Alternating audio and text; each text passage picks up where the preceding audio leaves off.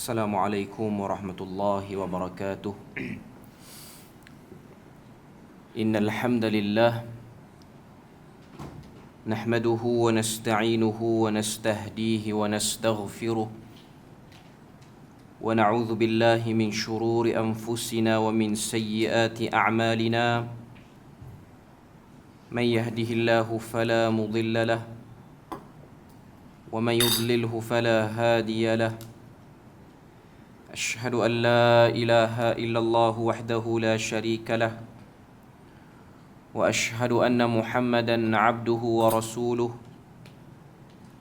يا أيها الذين آمنوا اتقوا الله وقولوا قولا سديدا يصلح لكم أعمالكم ويغفر لكم ذنوبكم ومن يطع الله ورسوله فقد فاز فوزا عظيما. الحمد لله الذي بنعمته تتم الصالحات. ربنا آتنا من لدنك رحمة وهيئ لنا من أمرنا رشدا. اللهم آت نفسي تقواها وزكيها وأنت خير من زكاها أنت وليها ومولاها. Alhamdulillah, syukur pada Allah Azza wa Jal kerana dengan rahmat dan juga limpah kurnia Allah Ta'ala berikan pada kita, dapat kita bersama dan berjumpa pada malam ni di Dewan Baitur Ridwan Bertam.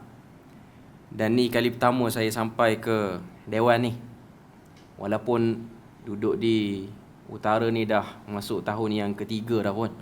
Okay. Dan insya-Allah sebagai permulaan ataupun sebagai pengenalan bersama dengan jemaah-jemaah di Dewan Pengajian Baitur Ridwan ni, pada malam ni saya nak kongsikan satu perkongsian, dan saya tak agak ataupun tak rasa apa yang saya bawa pada malam ni akan dikongsi pada kali-kali yang akan datang kalau ada rezeki lah. Okay. Just sebagai pengenalan dan just sekadar yang saya terlintas, sebab duk terfikir juga apa tajuk yang nak dibawa di sini. Sebab kita bukan ada satu kitab yang khusus ataupun daurah ke apa. Jadi saya duk terfikir cari. Sebab di tempat lain, kalau macam di Masjid Karwa tu yang sebelum ni, kita ada kitab khusus lah. Okay. Ataupun buku khusus. Okay. Jadi saya terfikir ada satu risalah.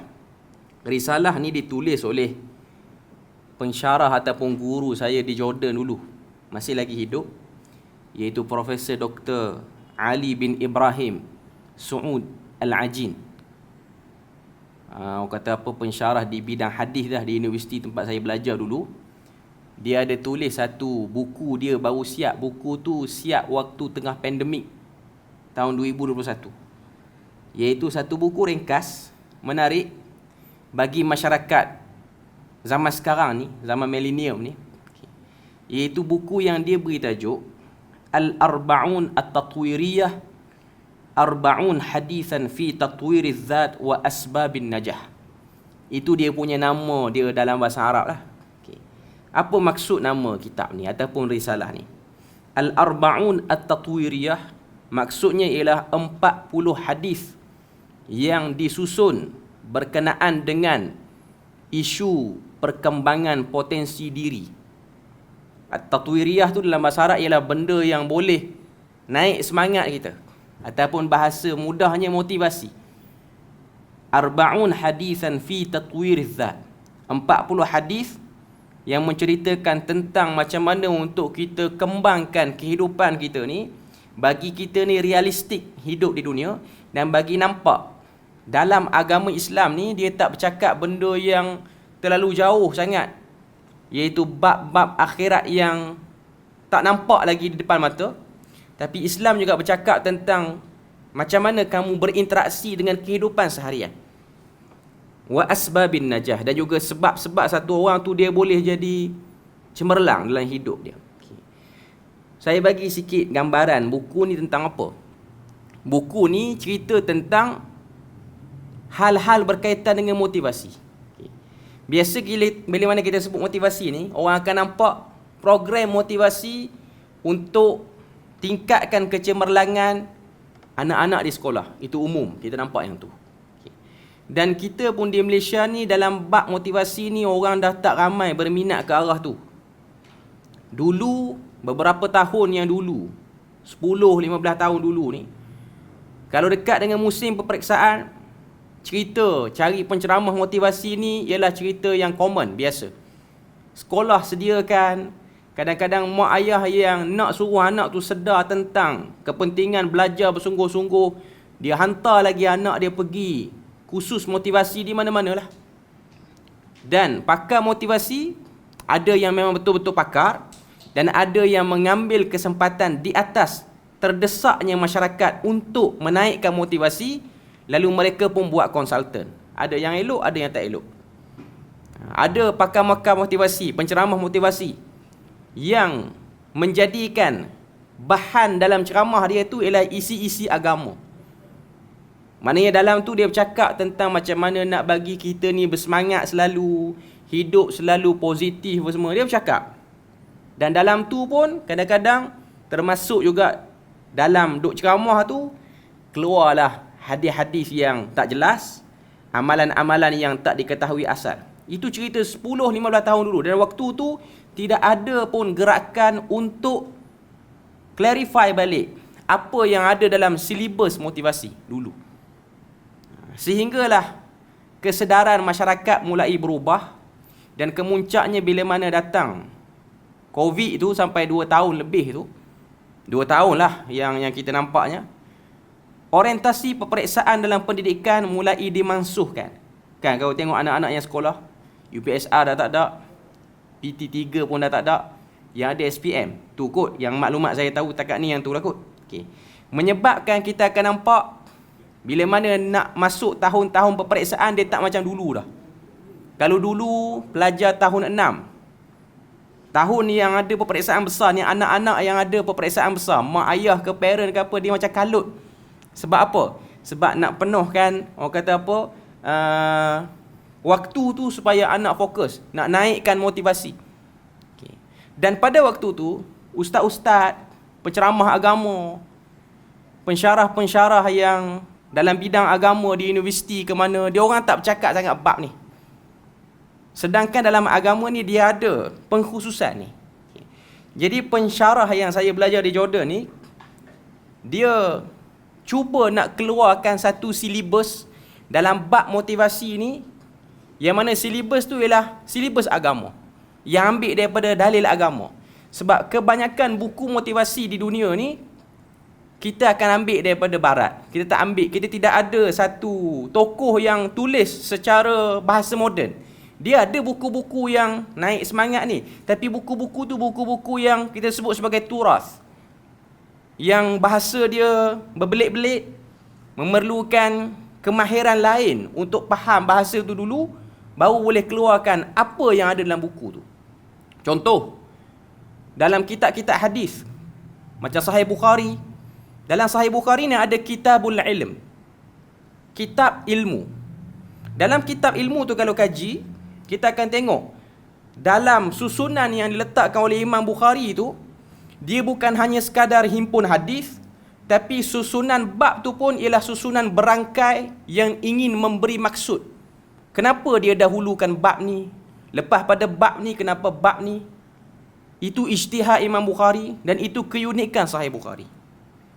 Sebab tu penulis buku ni guru saya ni, dia pun ada juga tulis satu buku, tapi buku tu tak diterbitkan secara rasmi, iaitu buku tentang nak keluarkan pedagogi cara Nabi ajar para sahabat. Sahabat yang zero, tak tahu apa tentang agama, sehingga mereka dibentuk oleh Nabi, mereka jadi hebat. Mereka faham agama bukan sebagai anutan semata-mata, tapi mereka hidup. Darah daging dia orang tu berlari, dalam darah daging dia orang tu ialah agama. Bangun tidur dia orang nampak agama, nak tidur balik pun dia orang nampak agama. Kehidupan dia, bahkan dia salurkan semua sekali, dunia dan akhirat dia, untuk agama.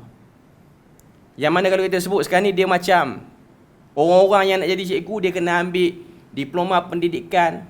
Dalam kitabul ilmi tu, dalam Sahih Bukhari tu, cukup sama macam orang ambil diploma, tapi tak ada orang gali lagi, tak ada orang keluarkan lagi. Jadi itu antara benda-benda yang kita dah ada, tapi tidak ada usaha untuk menyerlahkan lagi benda tu. Jadi guru saya ni dia tulis Al-Arba'un At-Tatwiriyah ni, sempurna penulisan dia tu pada tahun 2021. Dalam orang kata apa, dalam mukadimah dia sebut 7 Mac 2021. Maknanya waktu tu kita masih lagi dalam pandemik, sekejap boleh keluar, sekejap tak boleh keluar. Waktu tu siap. Memang ramai orang-orang yang menulis buku ni dia siap waktu Covid baru ni lah. Sebab kena duduk rumah lama. Jadi banyaklah waktu nak mengadap buku tu. Okey. Jadi bila mana siap, saya pun minta soft copy dia daripada beliau, dan beliau bagi cadangan untuk terjemah buku ni dalam bahasa Melayu. Dan saya ambil kata apa, usaha tersebut ataupun pelawaan tersebut, dan penterjemahan tu masih lagi dalam proses. Maknanya dia dah bagi keizinan untuk terjemah, dan kalau siap terjemah tu dia minta maklum pada dia. Okay. Jadi dalam usaha penterjemahan tu dah ada sebahagiannya saya dah buat lah, dan beberapa tim saya dah buat, tapi kita tak terbitkan lagi lah. Okay. Jadi malam ni saya nak kongsi sikit, dia macam satu teaser awal lah. Saya tak tahu buku tu siap bila, sebab saya pun tak ada target pun untuk siapkan bila. Okay, tapi dalam masa yang secepatnya lah saya cuba usahakan. Dia punya susunan sama macam hadis 40 Imam Nawawi tu, susunan dia. Okay. Tapi dia susun bab tu, dia ambil idea pada Bukhari. Dia gabung dua metod pada buku ni. Susunan hadis 40, tiru macam mana idea Imam Nawawi yang terkenal tu, kitab hadis 40 Al-Arba'in An-Nawawiyah tu, Al-Arba'un An-Nawawiyah tu. Tapi bab dia, hadis pertama sampai hadis 40 tu disusun mengikut keperluan dan mengikut seperti mana idea Imam Bukhari. Sebab Imam Bukhari ni, kitab-kitab dia, susunan-susunan bab dalam Sahih Bukhari tu ada benda yang dia nak cerita. Dia macam ada satu lakaran yang tak rasmi, tapi dia nak cerita sesuatu. Sebab tu kalau kita baca Sahih Bukhari kan, kalau kita belek-belek Sahih Bukhari nak baca seorang memang tak mampulah. Cuma ada masa kita baca. Kita boleh baca terjemahan. Kitab Sahih Bukhari dia dimulakan dengan kata apa? Kitab Badi'il Wahyi. Nama first chapter dalam Sahih Bukhari itu ialah Badi'il Wahyi. Lepas Badi'il Wahyi dia pergi pada Kitabul Iman. Lepas pada Kitabul Iman dia pergi pada Kitabul Ilm. Maknanya kitab pertama, chapter pertama ialah berkenaan dengan hadis-hadis berkait dengan macam mana wahyu turun pada Nabi. Dia cerita. Lepas habis bab tu, dia pergi bab kedua. Bab kedua tu ialah bab al-iman. Keperluan beriman kepada wahyu. Lepas daripada Kitabul Iman, dia jam ke bab yang ketiga, iaitu Kitabul Ilmi. Chapter yang ketiga ialah Kitab Ilmu. Okay. Sebahagian ulama' yang mengkaji, antaranya Ibn Rushayd, dia kaji At-Tarajim wal Abwab ni, susunan bab ni, dia kata antara sebab Imam Bukhari mulakan dengan kitab Badi'il Wahyi itu, nak tunjuk pada kita manusia dia nak hidup dengan cara betul, dia kena berpayung dengan wahyu. Sebab tu itu first chapter, itu bab pertama. Okay. Lepas daripada dia kenal wahyu tu penting, dan wahyu ni dia eksklusif, dia tak boleh faham ikut suka hati, dia kena ada pergi ke proses seterusnya, iaitu dia kena yakin dengan wahyu tu pula. Sebab ada orang dia berinteraksi dengan wahyu, dia baca Quran, dia baca hadis Nabi, tapi dia tak rasa minat dan tak rasa benda tu boleh dijadikan sebagai pedoman hidup. Sebab tu Imam Bukhari dia letak bab yang kedua ialah Kitabul Iman. Lepas tahu wahyu tu penting, kena percaya wahyu tu sangat mustahak. Kena percaya wahyu tu datang pada Tuhan. Wahyu tu bukan dibuat-buat. Lepas tu baru bab yang ketiga, nak tambah kuat iman tu, kena ada ilmu untuk meyakinkan diri kita terhadap wahyu tu, ataupun kembangkan wahyu tu. Maknanya susunan bab tu berkait satu. Dia bukan susun sambil-sambil bosan tak tahu apa, letak yang ni, tiba-tiba letak yang ni, tiba-tiba letak yang ni. Sebab tu bab yang last sekali dalam kitab Sahih Bukhari ialah Kitabut Tauhid. Lepas dia cerita satu, dia nak tegaskan yang paling utama dalam hidup ni ialah mentauhidkan Allah. Walaupun ada sebahagian manuskrip dia tak namakan kitab Sahih Bukhari yang last tu dengan Kitabut Tauhid, dia namakan dengan nama Ar-Raddu 'alal Jahmiyah, iaitu bab bangkangan ataupun hentaman kepada kelompok Jahmiyah. Tapi ada sebahagian manuskrip kata bab terakhir ialah Kitabut Tauhid. Dan hentaman kepada Jahmiyah tu pun isu yang sama, iaitu untuk mengukuhkan tauhid. Okay. Jadi saya nak sebutnya ialah buku ni dia macam satu wajah baru untuk bab motivasi, tapi dia tak nak motivasi yang macam dulu. Motivasi yang cakap okay, kita nak berjaya macam ni, kena bangun pukul sekian. Yang tu umum, semua orang tahu. Yang tu pun ambil celupan daripada barat. Okay. Jadi penulis Hafizahullah Ta'ala ni, dia cuba susun hadis satu, iaitu bab yang bertajuk tawakal kepada Allah Azza wa Jal, sampailah hadis yang ke-40, iaitu itqan. Itqan ni maknanya itqan dalam bahasa Melayu kita nak sebut apa dia? Orang yang bersungguh-sungguh. Itqan ni integriti kot dalam bahasa moden dia. Maknanya yang last kali untuk satu orang tu berjaya, dia kena ada integriti dia. Okay. Maknanya daripada hadis pertama sampai hadis yang ke-40, hubung kait bab tu menarik. Okay. Jadi tuan-tuan, puan-puan, doakan supaya perjalanan terjemah ni berjalan dengan baik, supaya manfaat ni boleh sampai pada orang Malaysia juga. Walaupun kitab ni khusus, dia tulis tu bagi fenomena di Jordan sebenarnya. Okay. Tapi saya rasa saya rasa agak rugi kalau buku tu hanya berlega di kalangan masyarakat Arab je. Kita kena bagi, dan usaha penterjemahan ni kena berjalan lajulah. Dan terjemah ni dulu saya tak terlibat dengan terjemah. Terjemah umum tu biasalah. Okay. Tapi bila mana duduk dalam bab ni, kita tahu bahawasanya terjemah kitab ni dia perlu masa, dan dia perlu ketekunan, dan perlu ada mood. Dia terganggu sikit, kita kacau. Okay.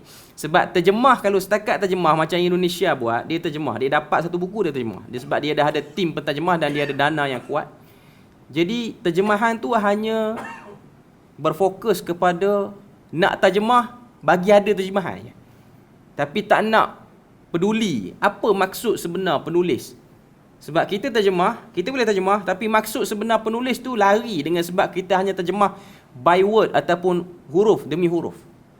Sebab tu di Malaysia ni kita menitik beratkan isu terjemahan supaya dia sampai maksud. Kalau Indonesia ni memang laju. Sebab pengalaman saya tengok kawan-kawan Indonesia yang terlibat dengan penterjemahan, sebab dia orang yang belajar sana pun dia orang dah duduk dalam tim penterjemahan. Buku-buku Arab yang selesai pada hari ini ditulis, dia orang akan beli cepat-cepat, dia orang akan terjemah secepat mungkin. Bahkan ada yang sangat cepat, buku tu siap hari ni, terjemahan tu dah siap 2 hari lepas tu ataupun sehari lepas tu. Tapi kelang kabut lah terjemahan ni tu. Dan dia orang dah kata apa, launch buku tu. Dah keluarkan dia punya terbitan dia. Jadi adalah orang kata apa, pro dan kontra. Pertama, semua terjemahan ada, itu dia punya kebaikan dia. Yang kedua, dia punya keburukan dia ialah terjemahan tu tak tepat. Terjemahan tu tidak, orang kata apa, tidak menepati kehendak. Macam kitab-kitab terjemahan yang Arab, terjemahan Indonesia tu, dia banyak sangat dia punya, orang kata apa, silap konteks ataupun bahkan silap terjemahan pun boleh jadi. Okay. Jadi terjemahan ni nak bagi kualiti, nak bagi ada nilai dia sikit ambil masa lah. Nak bagi kena dengan maksud dia. Okay. Jadi malam ni saya nak kongsi beberapa hadis. Okay. Beberapa hadis yang kita boleh ambil manfaat. Okay. Penulis Hafizahullah Ta'ala, dia letakkan bab pertama untuk buku dia ni di bawah satu tajuk. Tajuk dia ialah At-Tawakkalu 'ala Allah. Maksud dia apa? Bertawakal kepada Allah Azza wa Jalla. Benda ni kita selalu diulang. Perkataan tawakal bagi orang Islam bukan perkataan yang asing dan janggal. Selalu kita dengar. Okay. Sama ada kita faham, kita peduli tentang isu tawakal ni ataupun tidak, tapi perkataan ni ialah perkataan yang ma'ruf, meniti di bibir mana-mana orang Islam. Bahkan kalau tengok setengah-setengah bangsa, dia orang nak buat apa-apa pun, dia orang akan iringi benda yang dia orang nak buat tu dengan dia orang sebut tawakkal ala Allah. Kita orang Melayu tak ada. Orang Arab benda ni biasa. Bila mana kita nak buat apa-apa, lepas pada tu kita pun deal dengan dia. Habis selesai deal tu, buat perjanjian nak beli benda tu ke, nak ambil perkhidmatan ni ke, ujung dia akan sebut tawakkal ala Allah. Itu normal bagi masyarakat Arab. Masyarakat kita ni kurang lah. Okay. Tak sebut perkataan tawakal tu melainkan di kuliah-kuliah masjid ataupun orang-orang tu ialah orang-orang yang ada didikan agama yang elok. Benda tu selalu lah duk sebut. Okay.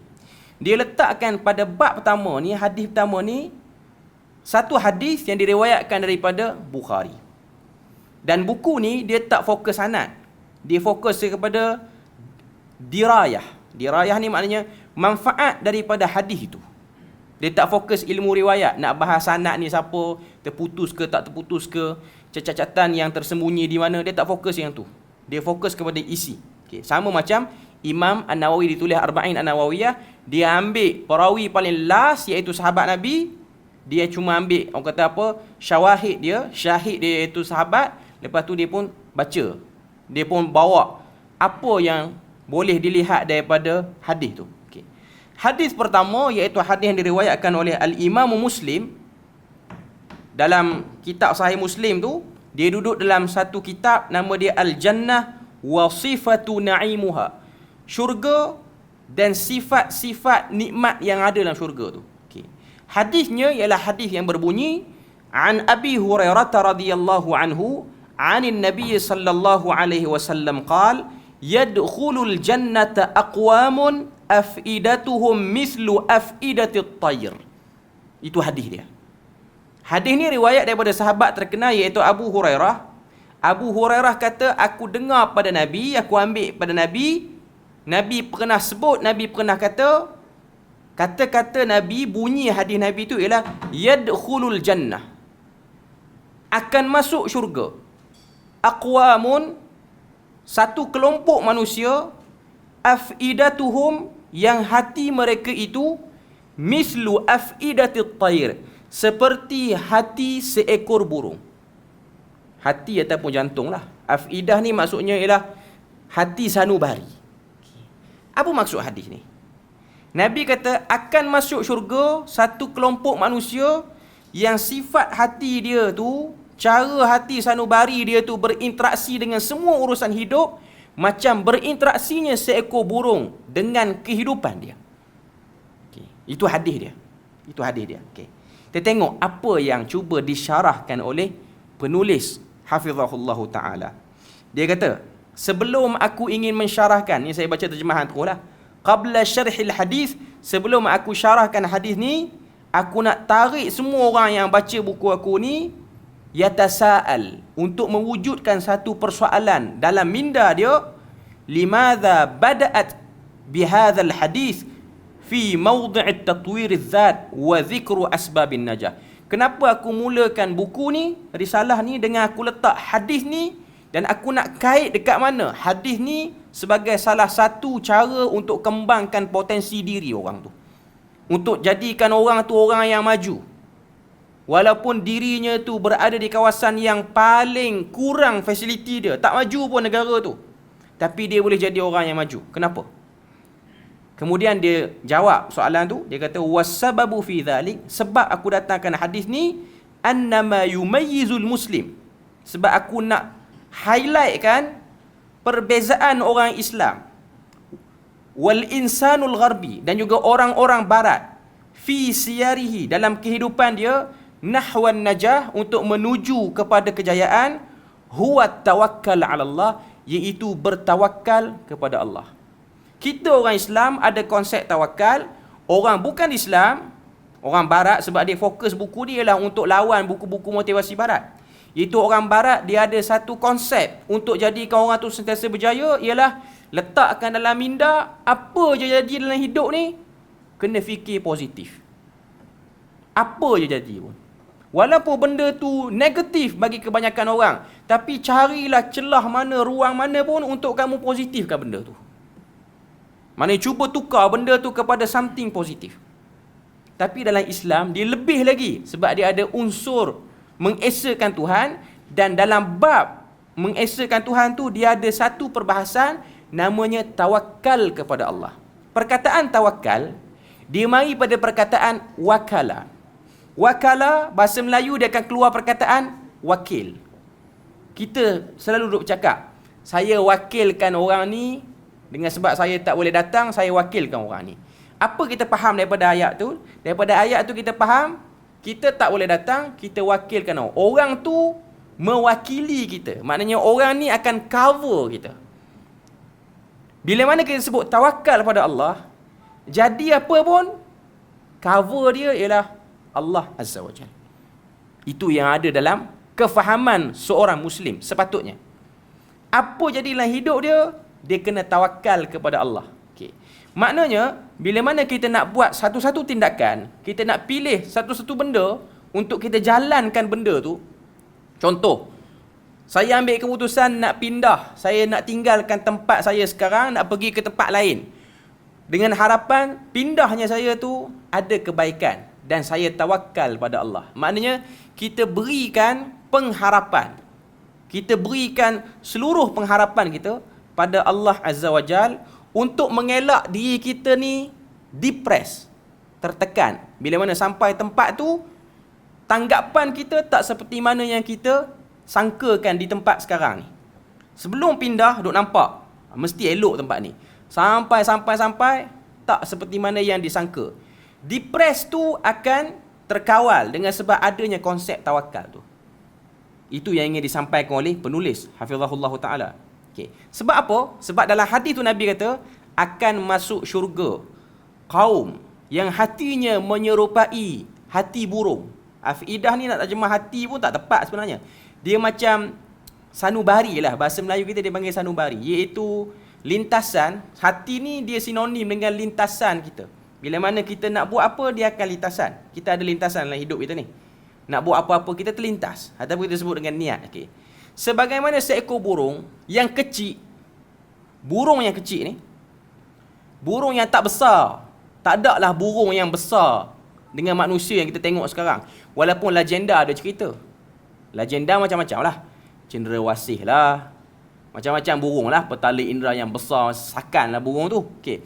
Cuma nak katanya ialah yang kita nampak di mata kita. Yang hari-hari kita keluar daripada rumah kita. Kita nampak haiwan yang namanya burung ni. Cara dia melalui dan menguruskan kehidupan dia ialah dengan dia keluar. Tidak ada apa-apa jaminan yang meyakinkan waktu dia keluar pada sarang dia. Tak ada. Burung tak ada apa-apa jaminan. Dia bukan macam kita. Kita ada beli insurans, kita ada cover syarikat kita ada cover tempat kita kerja untuk bagi kita jaminan. Kalau ada apa-apa, okey, ni akan jamin kamu. Burung dia tak ada. Tak ada orang jual insurans pada burung pun. Dan dia pun tak beli pun. Kalau dia ada pun. Kalau benda tu ada. Okey. Cuma nak katanya, keluar. Keluar daripada sarang optimis. Itu poin dia. Optimis ni dalam bahasa Arab dia panggil tafaul. Berharap benda yang baik, tapi dalam masa yang sama tawakal pada Allah. Sebab kalau ikut kaedah barat, positifkan semua benda negatif, dia tak betul. Kita accident by reality negatif. Realitinya benda yang kita tak suka. Macam mana kita nak paksa perasaan kita nak bagi suka accident? Mustahil. Sebab itu ialah benda yang memang payah nak terjadi pada manusia. Melainkan dia berpura-pura waktu dia nak positifkan benda yang negatif tu. Tapi Islam dia ada unsur nama dia tawakal. Bila mana kita terkena satu hentaman-hentaman yang buruk, kita tak akan jatuh rebah sekiranya kita ada tawakal. Sekiranya kita ada tawakal. Maknanya kita dah prepare diri kita untuk menerima apa-apa risiko sekiranya apa yang kita harapkan tak dapat semua sekali. Keluar, pindah tempat, keluar kerja. Contoh orang berniaga, dia keluar, dia buka perniagaan dia. Dia boleh letak target. Hari ni, apa yang aku nak jual ni, kalau habis, banyak ni. Andai kata tak habis. Tak habis, dia tak melatah. Dia tak stres. Dia tak lemah semangat. Macam juga burung. Dia keluar, dia tak tahu nasib dia. Dia mungkin diintai oleh pemangsa lain. Dia keluar-keluar. Dia rasa dia nak balik bawa makanan untuk yang ada di sarang dia. Mungkin dia ada anak yang kecil. Anak burung yang lain. Okay.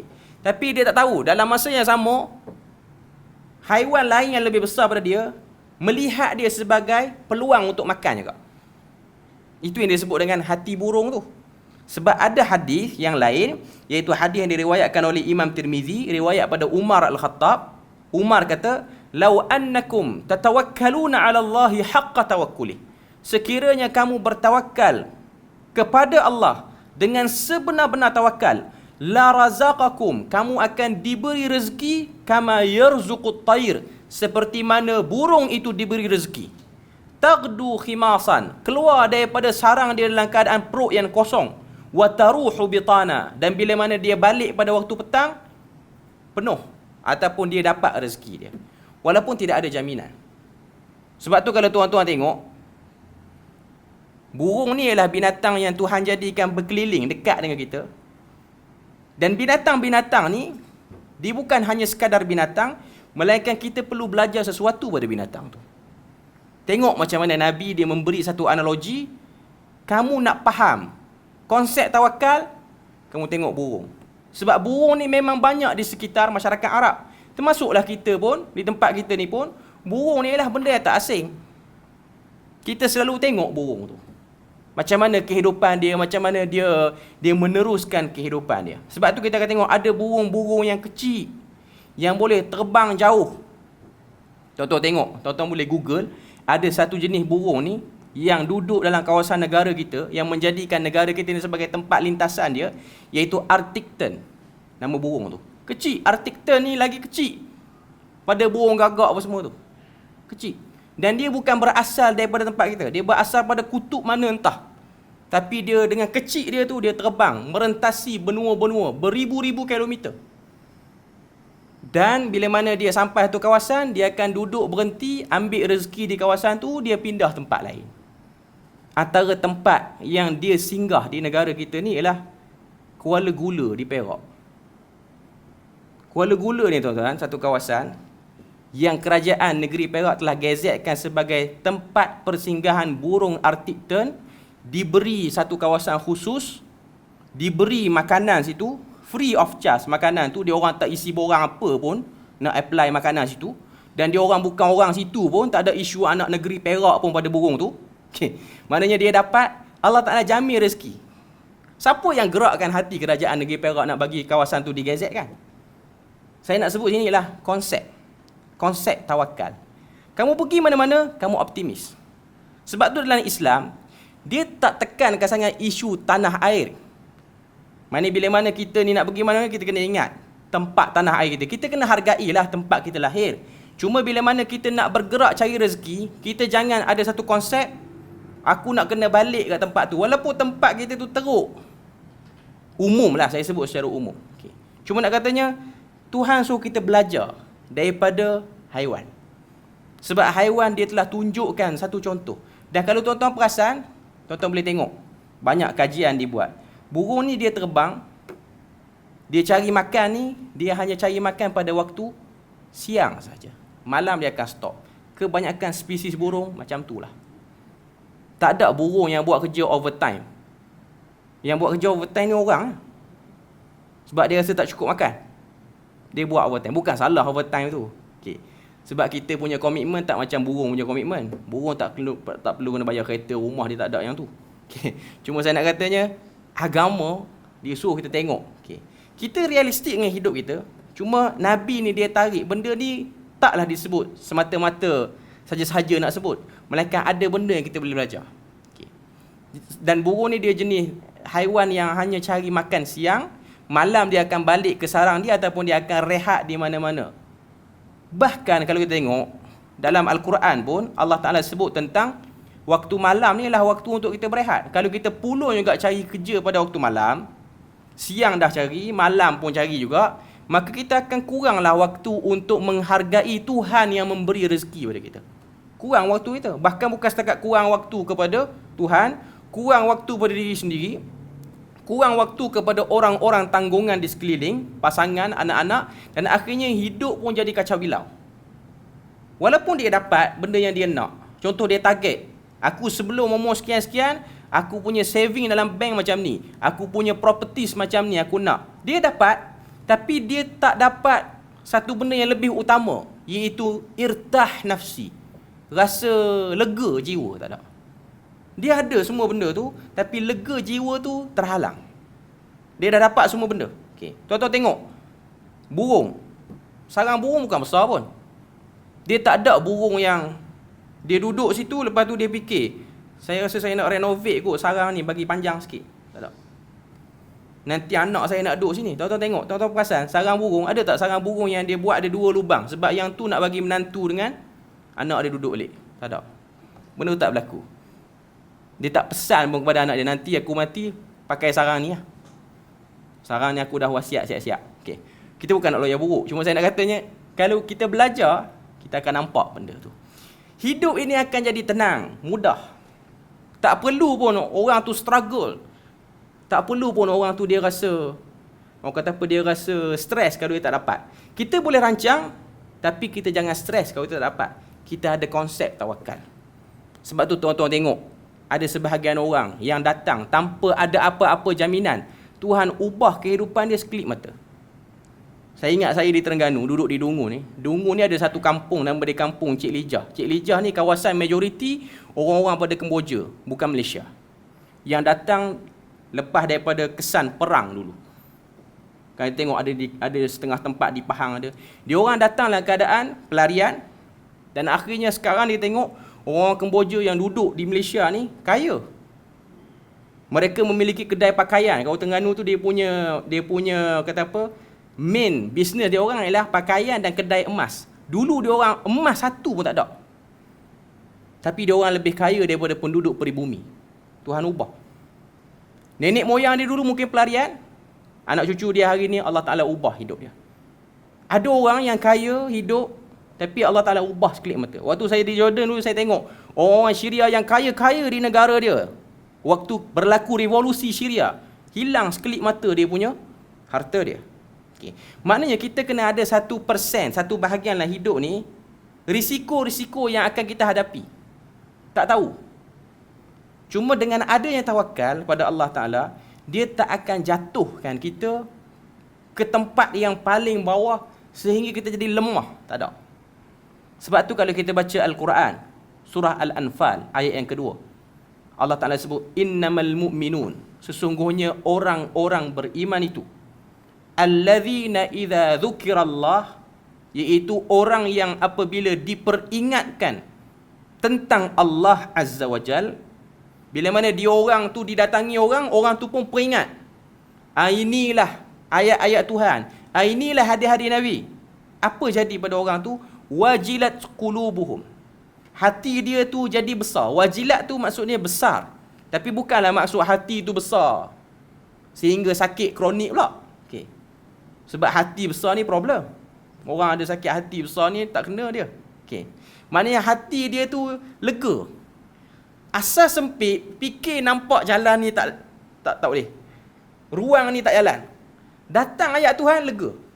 Wajilat qulubuhum, maknanya hati dia jadi lapang. Wa idza tuliyat alaihim ayatuhu, bila mana diperdengarkan lagi ayat-ayat Al-Quran, zadatuhum imana, bertambah keimanan. Wa ala rabbihim yatawakkalun. Ujung tu Tuhan kata, dan ke atas Tuhan, kepada Tuhan mereka lagi kuat tawakal. Sebab tu kita tengok para sahabat, mereka hidup dengan tawakal. Allah Ta'ala jadikan mereka duduk di tempat yang fasiliti dia tak hebat pun. Madinah bukan memiliki fasiliti hebat. Tak ada bangunan, tak ada apa-apa pencakar langit, tak ada. Tapi itulah tempat yang telah melahirkan kumpulan manusia yang terbaik. Sehingga Allah Ta'ala memuji para sahabat. Dan Allah Ta'ala menjadikan mereka sebagai model ulul albab yang terbaik. Ulul albab ni maksud dia apa? Banyak ayat Al-Quran sebut tentang ulul albab. Ulul albab ni ialah dalam bahasa Melayu, ulu maksud dia pemilik, albab maksud dia isi. Mari pada perkataan lub. Albab plural, lub single dia ataupun mufrad dia. Orang yang baca Quran lalu dia dapat isinya, orang inilah yang akan menjadi golongan yang berjaya. Sebab Quran bila mana dia sebut keberjayaan, dia tak sebut pada orientasi peperiksaan. Quran pun tak highlight keberjayaan orang tu pada orientasi properties yang dia ada. Banyak mana harta dia ada, banyak mana daripada kemuliaan dunia yang dia dapat daripada pangkat. Tapi Quran menggariskan berapa banyak benefit daripada ayat Quran yang kamu baca, kamu grab benefit tu, kamu dapat manfaat. Walaupun dia orang biasa, dia hanya peniaga kecil tepi jalan, tapi hatinya dipenuhi dengan pedoman kehidupan.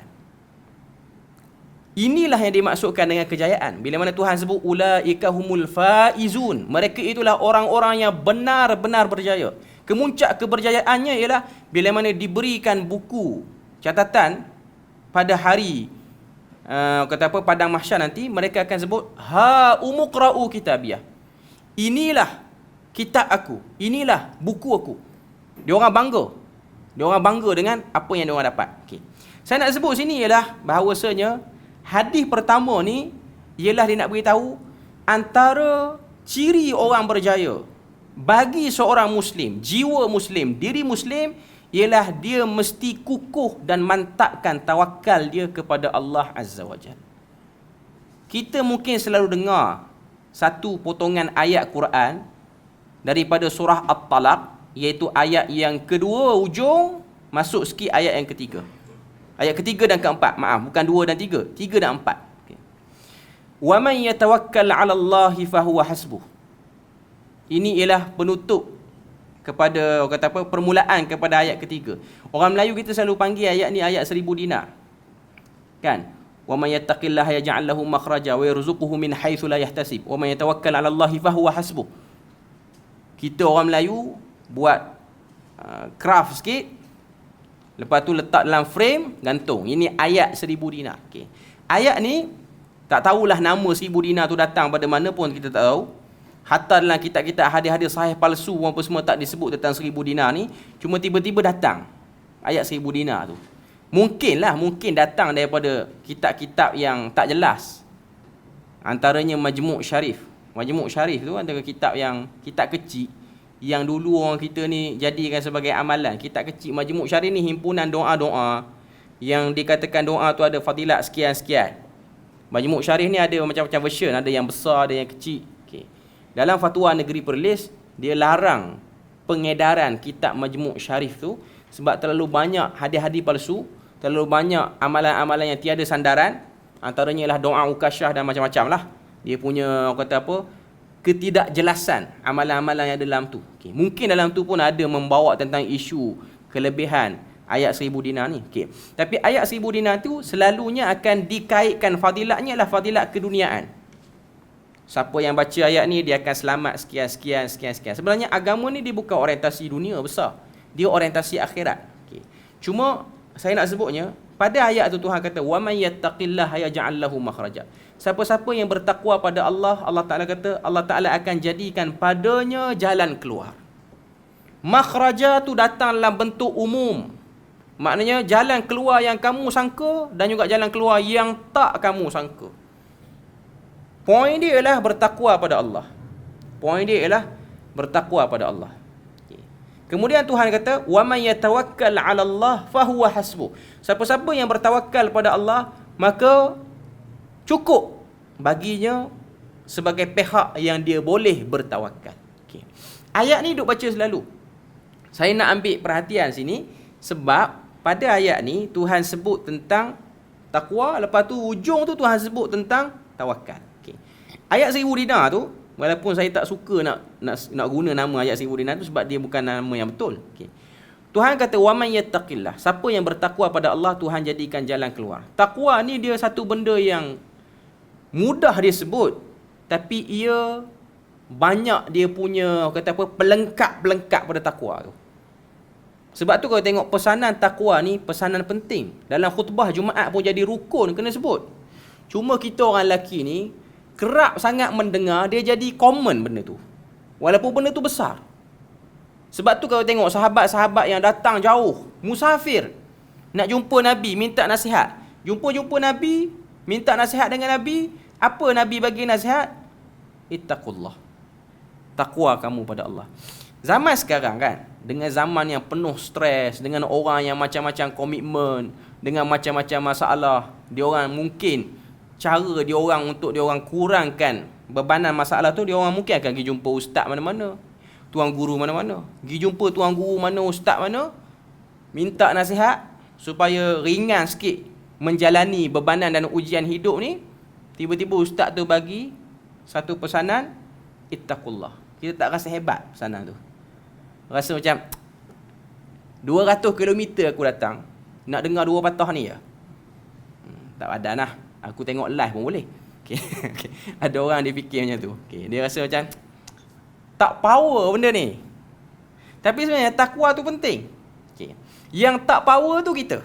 Sebab kita tengok dari segi surface mata-mata.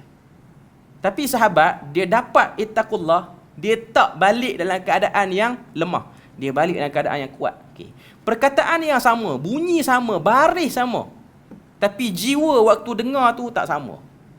Sebab tu surah Al-Anfal tadi Tuhan kata, orang yang beriman, bila mana dia dibacakan ayat Tuhan, bertambah imannya. Ayat Tuhan ni, banyak tu je. Maknanya yang ada dalam Quran, itulah ayat Tuhan. Tak bertambah, tak berkurang. Itu dipanggil firman Tuhan. Boleh dibaca pada mana-mana orang.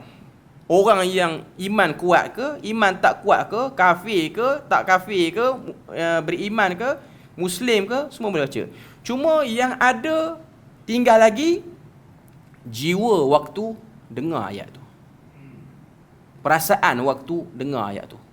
Sebab tu kita tengok sebahagian orang kafir zaman Nabi, dia orang bila mana dia orang dengar Al-Quran, dia orang sendiri kempen kepada orang-orang lain. Dia kata la tasma'u li hadzal Quran walghaw fihi.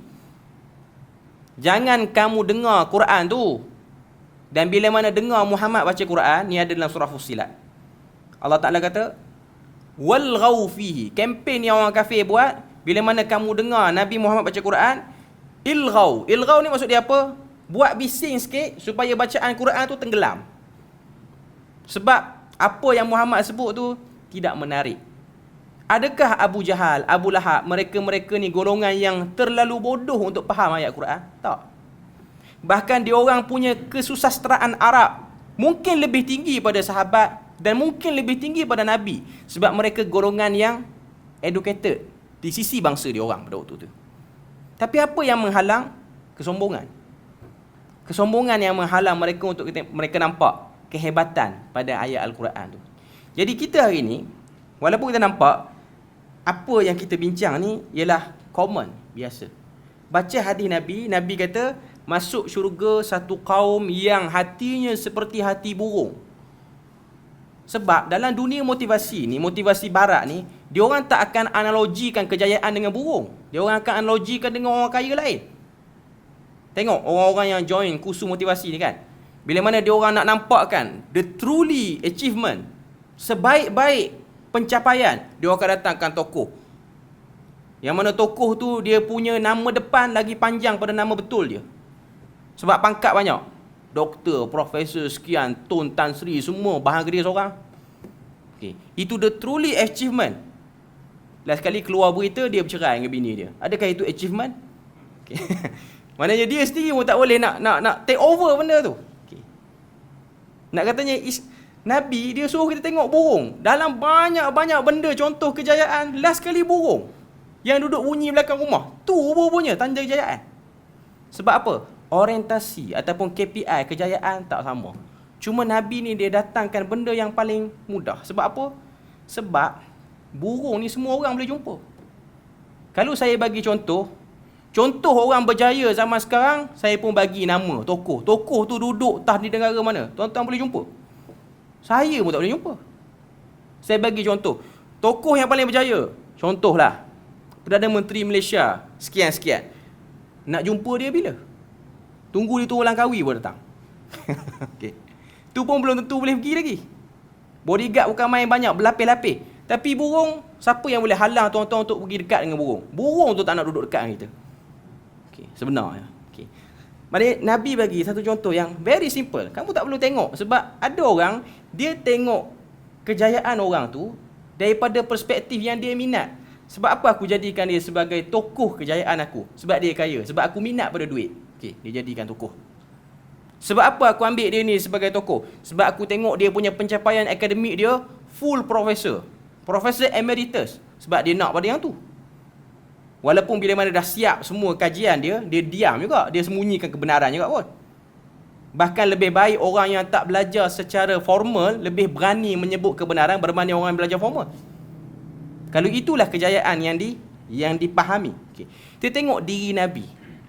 Diri Nabi itu sendiri, dari segi pencapaian akademik, tidak ada pencapaian akademik bersijil yang ada pada Nabi. Dari segi pencapaian duniawi Nabi, adakah Nabi seorang businessman?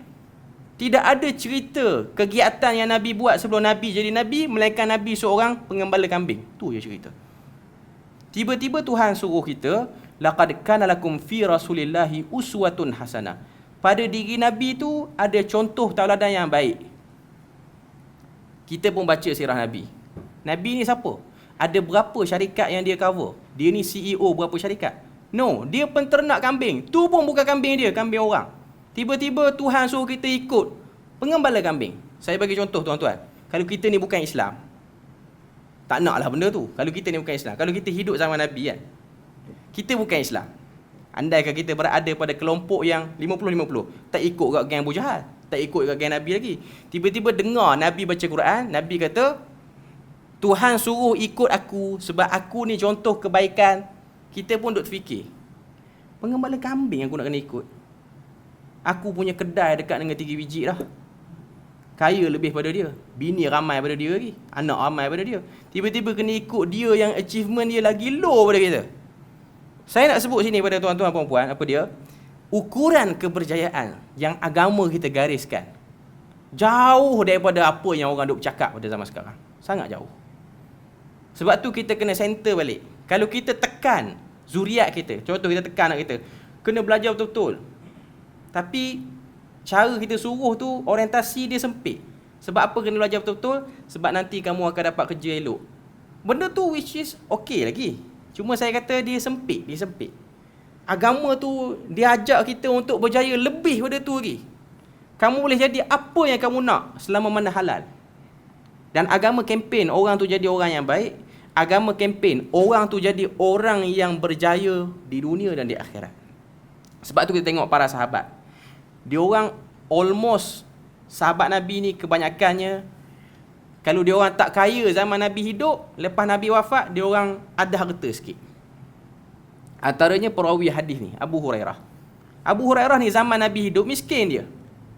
Riwayat dalam Sahih Muslim, riwayat dalam berbagai-bagai kitab hadis yang lain, Abu Hurairah ni pernah duduk dalam masjid Nabi, dia meracau, histeria. Sebab apa?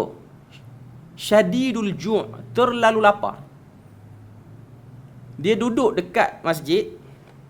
Dalam masjid Nabi tu ada orang-orang lain yang sedang beribadah, sama ada baca Quran ke, solat ke apa. Tiba-tiba dia ni yang duk sibuk kumpul-kumpul hadis Nabi ni meracau kelaparan.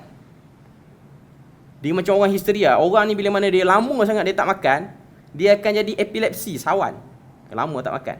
Sehingga orang-orang yang duduk dalam masjid tu, waktu tu Abu Hurairah kurus. Pergi dekat Abu Hurairah, tengok dia tengah meracau sawan tu, pijak atas leher dia. Atas leher dia ni pijak. Sebab apa? Dia ingat dia sawan. Macam orang kita, dia sumbat tisu ke apa dalam mulut kan, dia pijak. Bagi kawan tu lidah dia ke dalam lagi, jangan bagi lidah dia keluar. Lepas dia dah tenang, orang tanya dia, wahai Abu Hurairah, kenapa sakan sangat sawan tadi? Dia kata, aku tak makan banyak hari. Dari segi pandangan zaman tu, the ultimate loser ialah Abu Hurairah. Dia paling loser sebab apa?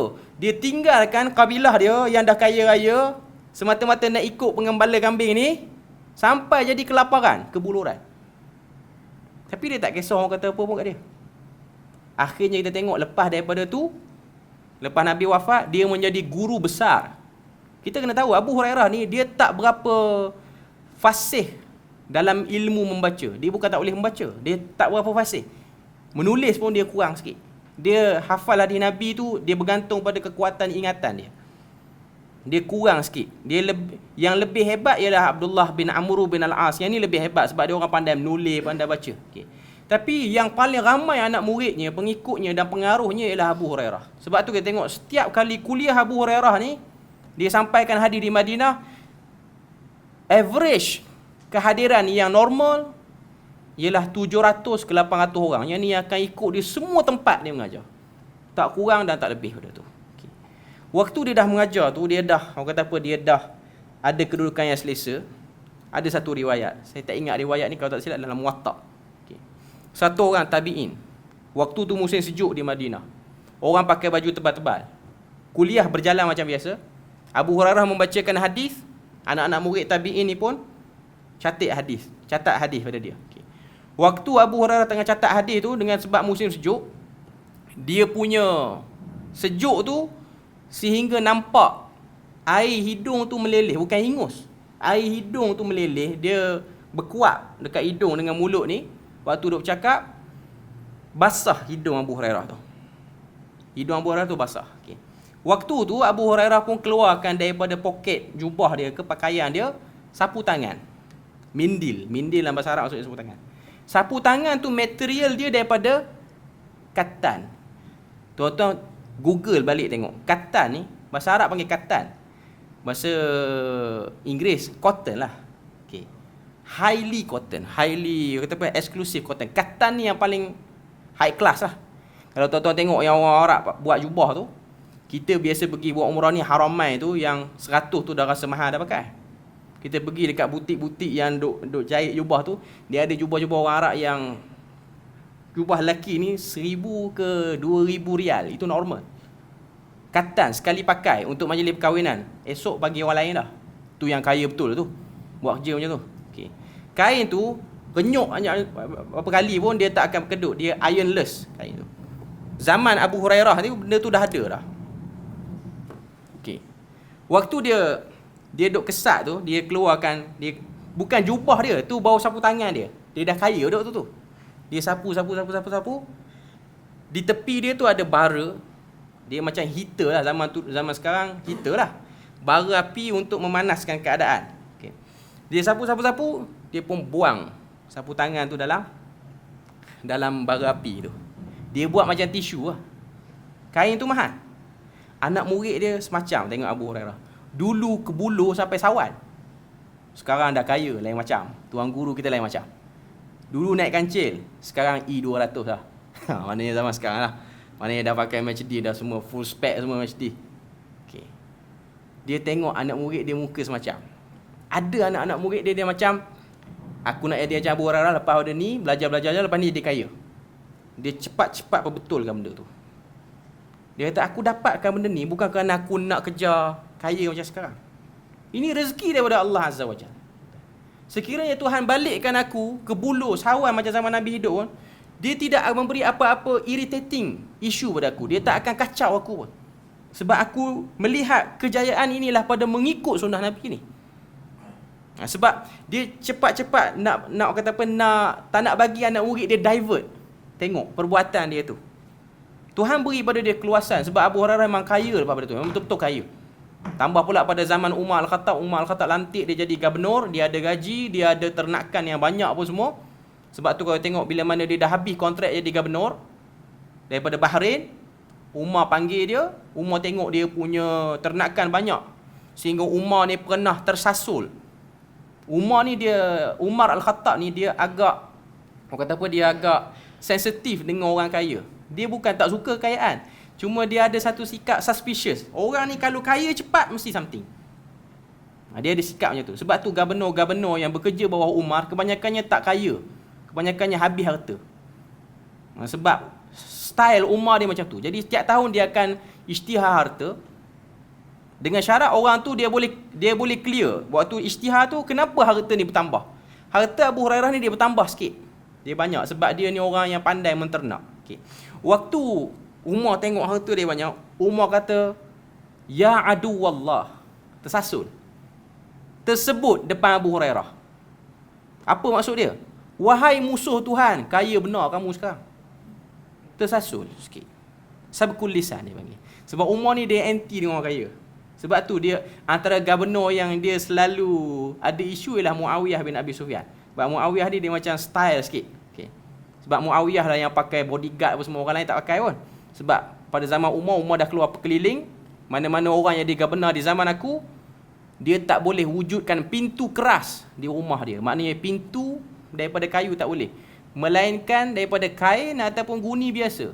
Sebab tu kita tengok wanita-wanita pada zaman tu, mereka tak nak suami dia disukai oleh Umar. Kalau Umar suka, Umar akan lantik jadi gubernur. Rumah kita yang elok ada pintu, semua pintu kena cabut. Zaman sekarang lain. Zaman sekarang isteri tu suruh pergilah dekat MB tu, mana tahu tahun depan boleh jadi YB kawasan. Okay. Rumah kereta yang pintu satu dia ada 10 lah lepas pada ni. Okay. Maknanya itu zaman kita. Okay. Jadi dia tersasul, dia tersebut ya aduwallah. Abu Hurairah cepat-cepat betul. Dia kata la taqul aduwallah. Jangan kamu sebut ya aduwallah sebab aduwallah tu syaitan, iblis je. Cuma Umar minta maaf balik. Umar kata aku tersasul. Aku ni ada satu penyakit, tengok orang kaya je aku mesti ada first datang negatif dulu. Dia ni curi duit kat mana? Dia nampak yang tu sebab dia ada satu sikap. Nak katanya itu ahli syurga. Normal lah manusia ni dia ada lintasan-lintasan dia. Saya nak kata sini ialah konsep keberjayaan. Ini hadis pertama yang diletakkan oleh penulis. Dia nak sebut kepada kita macam mana kita melihat berjaya tu. Good achievement dalam agama ni apa dia? Iaitu satu orang yang dia punya stand, dia punya pendirian ialah dia kejap atas agama. Dia miskin ke? Dia kaya ke? Dia berpangkat ke? Dia tak berpangkat ke?